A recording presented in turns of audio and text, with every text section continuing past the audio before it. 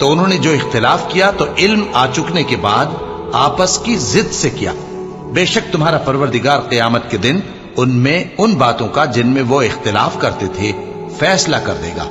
پھر ہم نے تم کو دین کے کھلے رستے پر قائم کر دیا تو اسی رستے پر چلے چلو اور نادانوں کی خواہشوں کے پیچھے نہ چلنا، یہ اللہ کے سامنے تمہارے کسی کام نہیں آئیں گے۔ اور ظالم لوگ آپس میں ایک دوسرے کے دوست ہوتے ہیں اور اللہ پرہیزگاروں کا دوست ہے۔ یہ قرآن لوگوں کے لیے دانائی کی باتیں ہیں اور جو یقین رکھتے ہیں ان کے لیے ہدایت اور رحمت ہے۔ جو لوگ برے کام کرتے ہیں کیا وہ یہ خیال کرتے ہیں کہ ہم ان کو ان لوگوں جیسا کر دیں گے جو ایمان لائے اور عمل نیک کرتے رہے اور ان کی زندگی اور موت یکساں ہوگی؟ یہ جو دعوے کرتے ہیں برے ہیں۔ اور اللہ نے آسمانوں اور زمین کو حکمت سے پیدا کیا ہے اور تاکہ ہر شخص اپنے اعمال کا بدلہ پائے اور لوگوں پر ظلم نہیں کیا جائے گا۔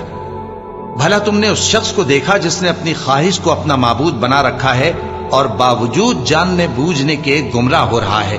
تو اللہ نے بھی اس کو گمراہ رہنے دیا اور اس کے کانوں اور دل پر مہر لگا دی اور اس کی آنکھوں پر پردہ ڈال دیا۔ اب اللہ کے سوا اس کو کون راہ پر لا سکتا ہے؟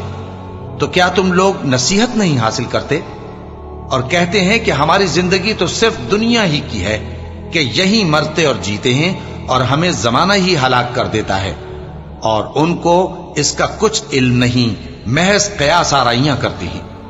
اور جب ان کے سامنے ہماری کھلی کھلی آیتیں پڑھی جاتی ہیں تو ان کی یہی حجت ہوتی ہے کہ اگر سچے ہو تو ہمارے باپ دادا کو زندہ کر لاؤ۔ کہہ دو کہ اللہ ہی تم کو جان بخشتا ہے، پھر وہی تم کو موت دیتا ہے، پھر تم کو قیامت کے روز جس کے آنے میں کچھ شک نہیں تم کو جمع کرے گا، لیکن بہت سے لوگ نہیں جانتے۔ اور آسمانوں اور زمین کی حکومت اللہ ہی کی ہے، اور جس روز قیامت برپا ہوگی اس روز اہل باطل خسارے میں پڑ جائیں گے۔ اور تم ہر ایک فرقے کو دیکھو گے کہ گھٹنوں کے بل بیٹھا ہوگا اور ہر ایک جماعت اپنی کتاب اعمال کی طرف بلائی جائے گی۔ جو کچھ تم کرتے رہے ہو آج تم کو اس کا بدلہ دیا جائے گا، یہ ہماری کتاب تمہارے بارے میں سچ سچ بیان کر دے گی۔ جو کچھ تم کیا کرتے تھے ہم لکھواتے جاتے تھے۔ اب جو لوگ ایمان لائے اور نیک کام کرتے رہے ان کا پروردگار انہیں اپنی رحمت کے باغ میں داخل کرے گا، یہی کھلی کامیابی ہے۔ اور جنہوں نے کفر کیا ان سے کہا جائے گا کہ بھلا ہماری آیتیں تم کو پڑھ کر سنائی نہیں جاتی تھیں؟ مگر تم نے تکبر کیا اور تم نافرمان لوگ تھے۔